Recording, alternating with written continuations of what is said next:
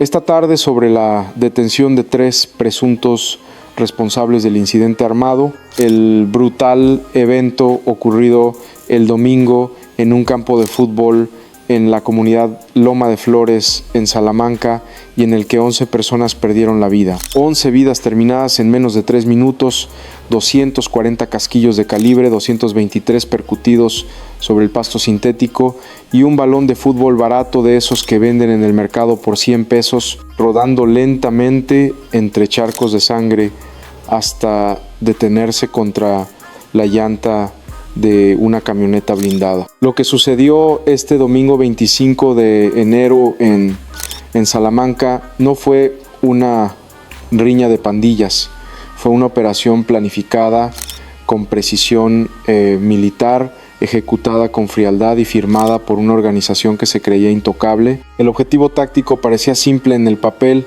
neutralizar a 5 operadores rivales que utilizaban una empresa de seguridad privada como fachada para el grupo Jalisco Nueva Generación. El resultado real fue un evento trágico que dejó 11 fallecidos, 12 heridos graves y una comunidad entera traumatizada por el estruendo inconfundible de los dispositivos automáticos. 2 camionetas irrumpieron en el perímetro de la cancha de Loma de Flores justo a las 5 de la tarde. No hubo palabras, no hubo advertencias, solo bajaron vidrios polarizados y abrieron fuego indiscriminado contra la multitud, mezclando objetivos prioritarios con civiles inocentes que solo querían ver un partido. Pero los miembros del grupo de Santa Rosa de Lima cometieron un error de cálculo fatal esa tarde. Creyeron que el terror les compraría silencio absoluto, creyeron que podían entrar, actuar y desaparecer en la red de caminos rurales y brechas de terracería que controlan desde hace años en la zona norte del municipio. No sabían que el tablero había cambiado,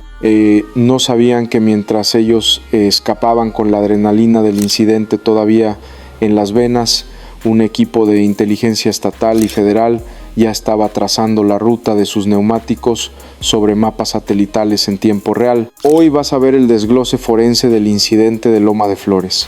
Vas a entender cómo una disputa territorial por el control del combustible ilegal y la metanfetamina terminó manchando de sangre una tarde familiar. Vas a ver el arsenal, los vehículos modificados y la estructura criminal detrás de los operadores de la facción Los Marros, y lo más importante, vas a ver cómo cayeron 3 detenidos, 3 piezas clave de un rompecabezas macabro que las autoridades tardaron menos de 72 horas en armar. Esto no es una nota roja, es la autopsia de un evento de alto impacto. Y todo comenzó con un detalle que los responsables pasaron por alto en su huida.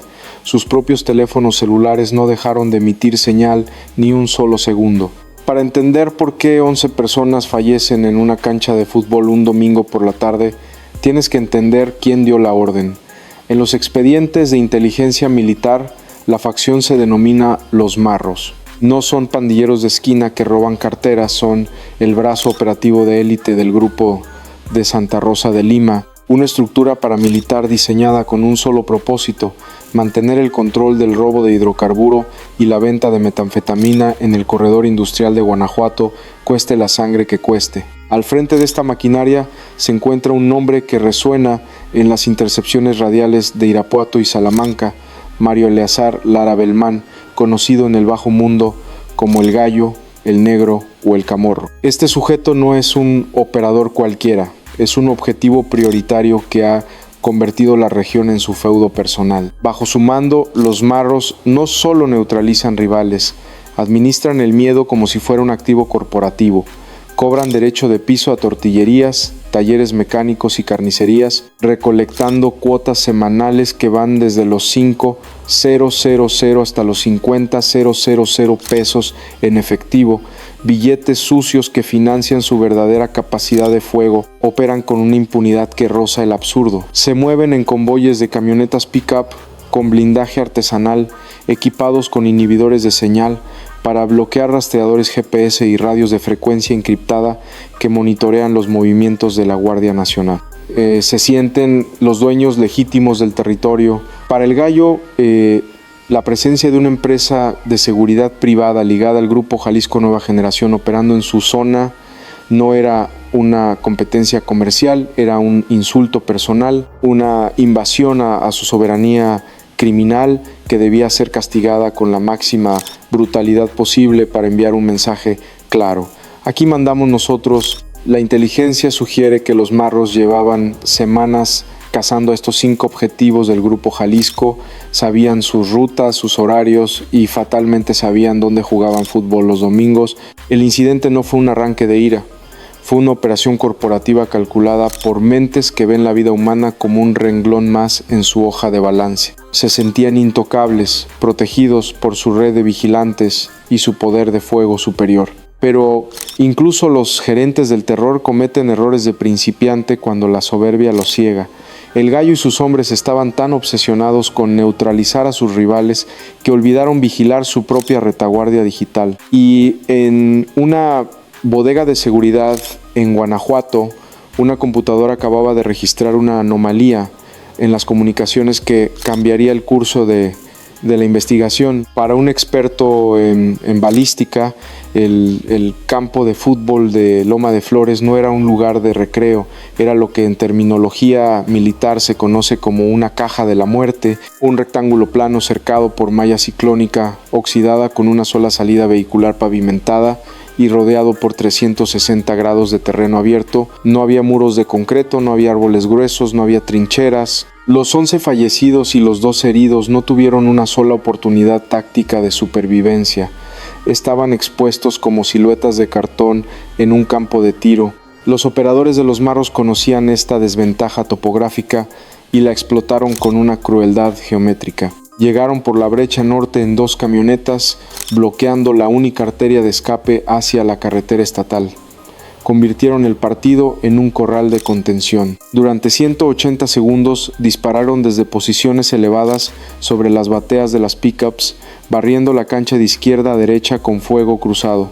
Fue una operación mecánica facilitada por el terreno, pero mientras el polvo de la huida todavía flotaba en el aire de Salamanca a 300 kilómetros de distancia en el Centro Nacional de Inteligencia, los analistas comenzaban a rastrear la anomalía. Los responsables creyeron que las brechas de terracería los harían invisibles a las cámaras de la ciudad.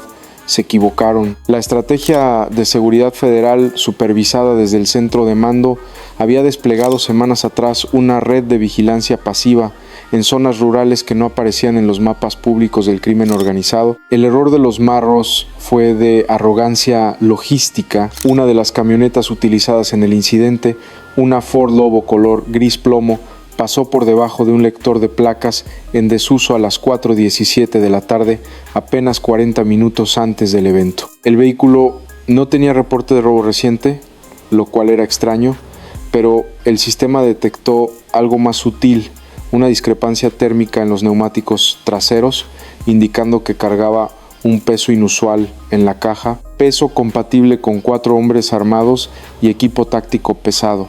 Ese pequeño dato, ese píxel de información en un mar de ruido digital, fue el hilo del que las autoridades tiraron para desmadejar la operación entera. La camioneta no desapareció en la nada, dejó una huella electrónica fantasma que llevó a los investigadores directamente a una casa de seguridad en la periferia de Irapuato, donde los motores todavía estaban calientes. La orden de intervención no se gritó por radio. Apareció como un código encriptado en las pantallas del centro de mando estatal C5. Eran las 3 de la madrugada del miércoles 28 de enero, mientras Guanajuato dormía bajo una calma tensa. Una columna de vehículos tácticos blindados, apodados rinocerontes por su chasis reforzado, capaz de resistir impactos de calibre 50, comenzó a rodar sin luces sobre la carretera federal 45. No eran patrulleros de tránsito, era la fuerza de tarea conjunta, un híbrido operativo compuesto por elementos de élite de la Fiscalía General del Estado y operadores tácticos de la Guardia Nacional. Hombres entrenados para borrar la sonrisa de los operadores que se creen dueños de la noche. Llevaban uniformes negros mate, chalecos con placas de cerámica nivel 4 y cascos balísticos con monturas para visión nocturna monocular. Se movían en lo que llaman modo fantasma, motores revolucionados al mínimo, comunicaciones por vibración y 0 emisiones de luz. Desde la sala de guerra La Coordinación Federal observaba el despliegue a través de la óptica térmica de un dron de ala fija que orbitaba a 800 metros de altura sobre la casa de seguridad. En los monitores el objetivo no era una casa, era una mancha de calor pulsante. 3 firmas térmicas humanas detectadas dentro de la estructura, 3 objetivos que coincidían con la inteligencia recabada tras el incidente. El arquitecto de la operación, monitoreando los feeds de video en tiempo real, dio la luz verde definitiva.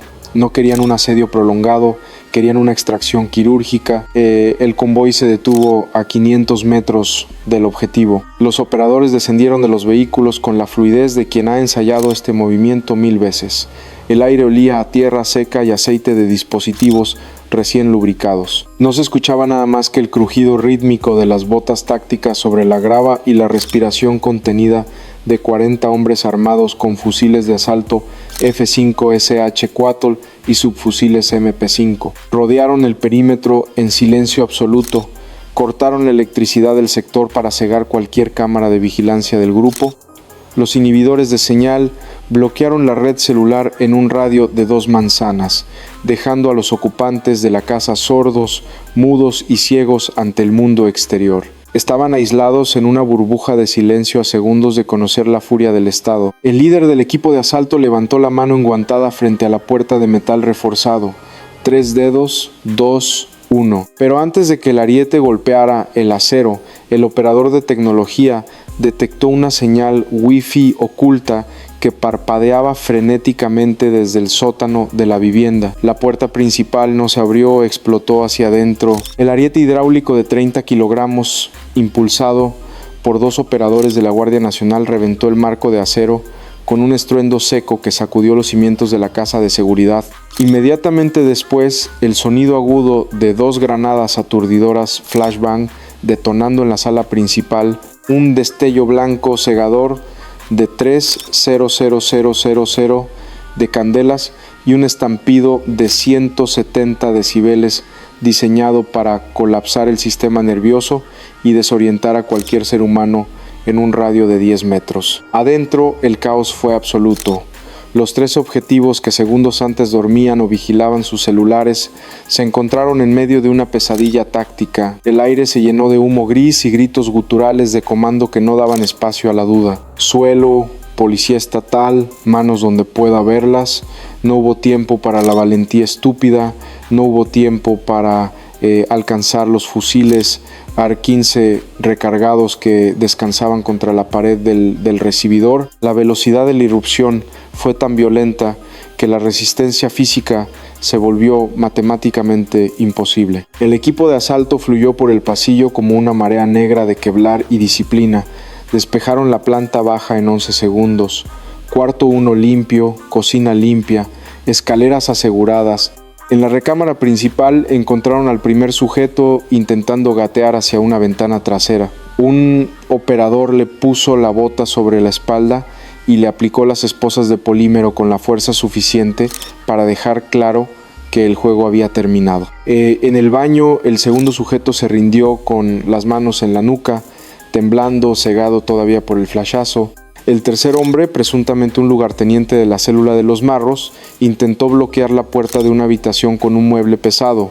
Fue inútil. Los escudos balísticos empujaron la barricada improvisada como si fuera papel. Fue neutralizado contra el piso de loseta fría con el cañón de un fusil apuntando a la base de su cráneo. 3 detenidos, 3 presuntos responsables del incidente de Salamanca, asegurados sin disparar una sola bala letal. La casa pasó del estruendo de la guerra al silencio controlado de la escena del crimen en menos de 2 minutos. Los operadores aseguraron el perímetro, revisando signos vitales y asegurando las muñecas de los detenidos con cintillos de alta seguridad. El líder del equipo reportó por radio al centro de mando: objetivos asegurados. Código 4.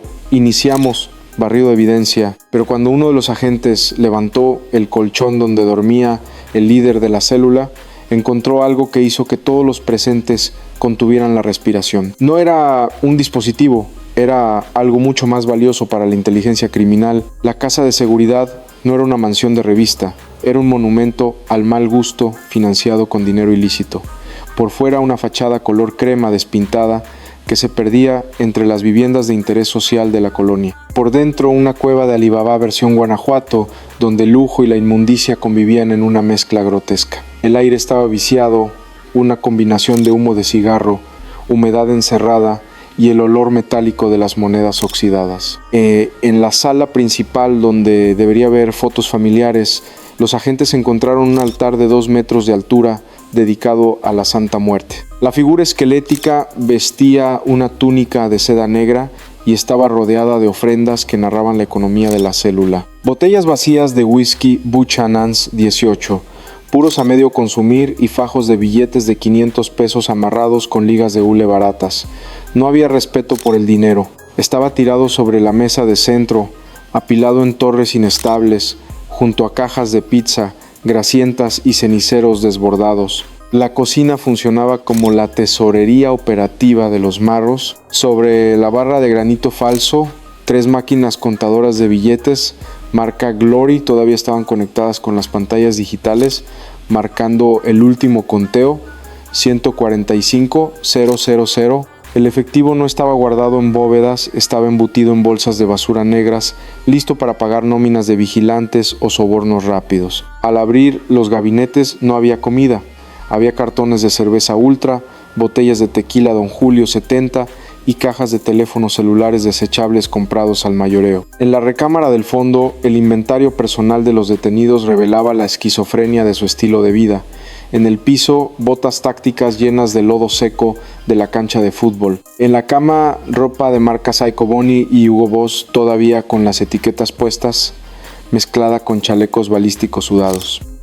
Relojes de imitación Audemars Piguet brillaban bajo la luz de las linternas tácticas junto a cadenas de oro grueso con dijes en forma de fusiles A-40 y 7 incrustados con circonias baratas. Era la guarida de hombres que viven sabiendo que pueden ser capturados mañana, acumulaban riqueza física que no podían disfrutar libremente, encerrados en 4 paredes, rodeados de vicios caros y deidades de yeso. Pero el verdadero poder de esta célula no estaba en los billetes arrugados ni en el whisky importado. Estaba detrás de una puerta de madera contrachapada en el cuarto de servicio, cerrada con un candado de alta seguridad que no correspondía con la calidad de la puerta. Cuando los agentes cortaron el cerrojo con cizallas, lo que vieron al otro lado hizo que el comandante ordenara evacuar la habitación inmediatamente por riesgo de explosión. Lo que los agentes encontraron en ese cuarto de 3 por 3 metros no era un depósito de chatarra,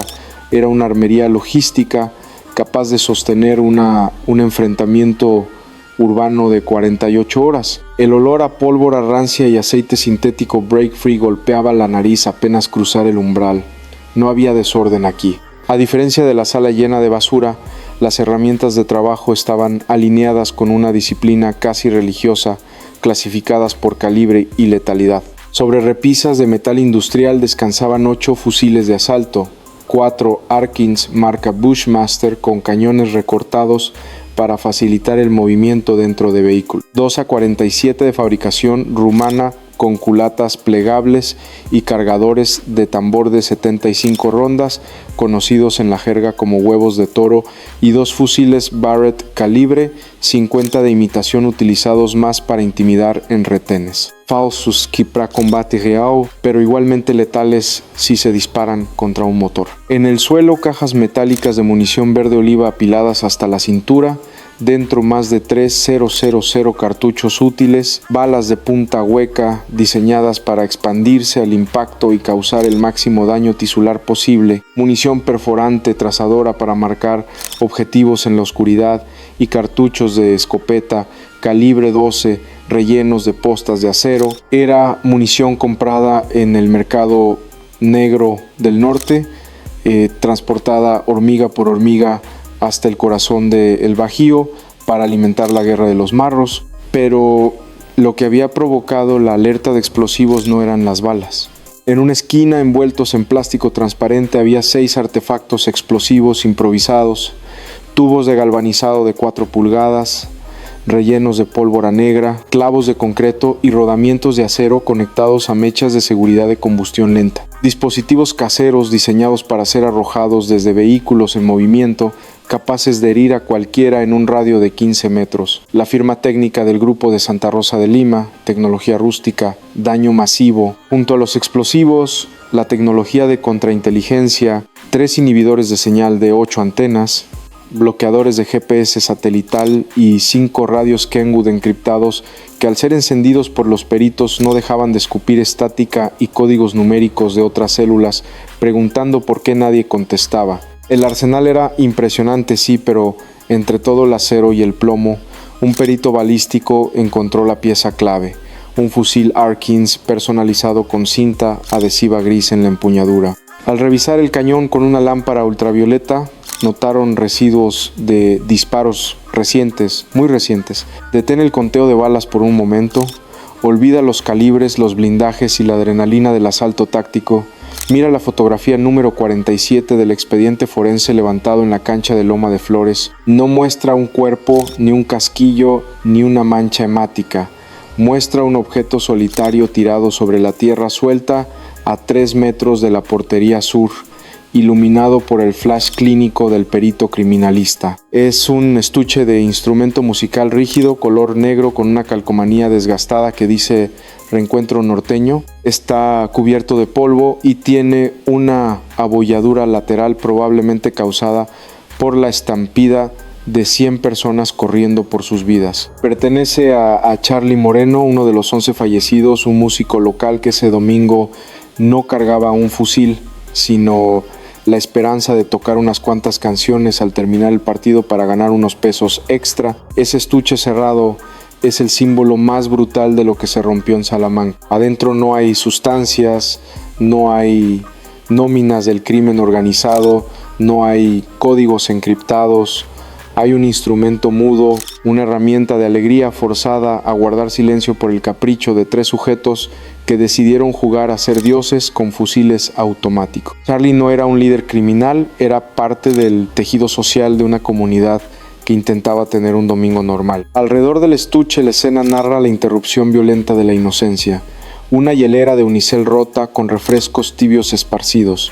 Una espinillera de fútbol de plástico neón talla infantil olvidada en la huida, un silbato de árbitro con el cordón reventado, objetos cotidianos inofensivos que ahora son evidencia en una carpeta de homicidio múltiple, son los escombros de la normalidad. Mientras los peritos etiquetaban estos objetos en bolsas de plástico transparente a kilómetros de ahí, las familias de Brian, de Alejandro y del propio Charlie comenzaban el ritual fúnebre, velorios con ataúdes cerrados, llanto contenido y esa pregunta que flota en el aire y que ningún calibre 50 puede responder: ¿por qué ellos? Pero el duelo de las familias no detuvo la maquinaria de la justicia, porque mientras el silencio cubría el cementerio de Salamanca, en la sala de interrogatorios de la fiscalía, uno de los teléfonos incautados acababa de cantar. Y lo que reveló no fue solo una ubicación, fue una traición interna. Creyeron que borrar el historial de chat era suficiente, creyeron que arrojar la tarjeta SIM al inodoro borraría la huella digital del incidente, se equivocaron. En el laboratorio forense de la Fiscalía conectado a un sistema de extracción de datos Celebrity2Fed de grado militar, el iPhone 15 Pro Max con la pantalla estrellada recuperado en la casa de seguridad comenzó a cantar a las 4 de la tarde. No fue necesario que los detenidos confesaran, sus propios metadatos lo hicieron por ellos. La recuperación fue total. Mensajes de WhatsApp encriptados recuperados de la nube mostraban la cronología del horror minuto a minuto. A las 4:50 de la tarde, una ubicación GPS exacta de la cancha de Loma de Flores. A las 5:10, apenas minutos después de los disparos, una nota de voz de 4 segundos enviada a un contacto guardado solo como gallo. La voz agitada y con el ruido del viento golpeando el micrófono de la camioneta en huida decía solo 2 palabras: trabajo terminado. Ese audio es el clavo final en el ataúd judicial de los 3 detenidos. Vincula materialmente a los operadores con la estructura de mando de los marros, conecta la mano que jaló el gatillo con la mente que ordenó la operación. La inteligencia federal ahora tiene el mapa completo: nombres, rutas de escape, nóminas de vigilantes y la confirmación de que la guerra entre el grupo de Santa Rosa de Lima y el CJNG ha entrado en una fase de neutralización sistemática Pero no nos engañemos con falsos finales felices. Esta noche 3 hombres dormirán en celdas de máxima seguridad, enfrentando cargos que suman cientos de años de prisión. El arsenal ha sido decomisado, la casa de seguridad ha sido clausurada. Tácticamente es una victoria impecable del Estado. Reacción rápida, cero. Impunidad inmediata. Inteligencia efectiva. Sin embargo, al mirar el mapa de Guanajuato desde la sala de guerra, la realidad es más fría. Cortamos una cabeza, pero la hidra sigue respirando. Mientras el gallo siga libre, mientras el mercado de metanfetamina siga generando millones en efectivo y mientras el combustible ilegal siga fluyendo por ductos clandestinos, habrá otros 3 hombres dispuestos a tomar esos fusiles. Habrá otras camionetas blindadas rodando por brechas olvidadas. El incidente de Salamanca nos deja una lección brutal. La seguridad no es un estado permanente, es una batalla diaria que se pelea centímetro a centímetro. Hoy la cancha de Loma de Flores está vacía, rodeada de cinta amarilla y silencio. Las autoridades ganaron esta ronda, los responsables cayeron y la justicia por esta vez llegó antes que el olvido. Pero la pregunta que queda flotando en el aire más pesada que el plomo es: ¿quién está vigilando tu colonia esta noche?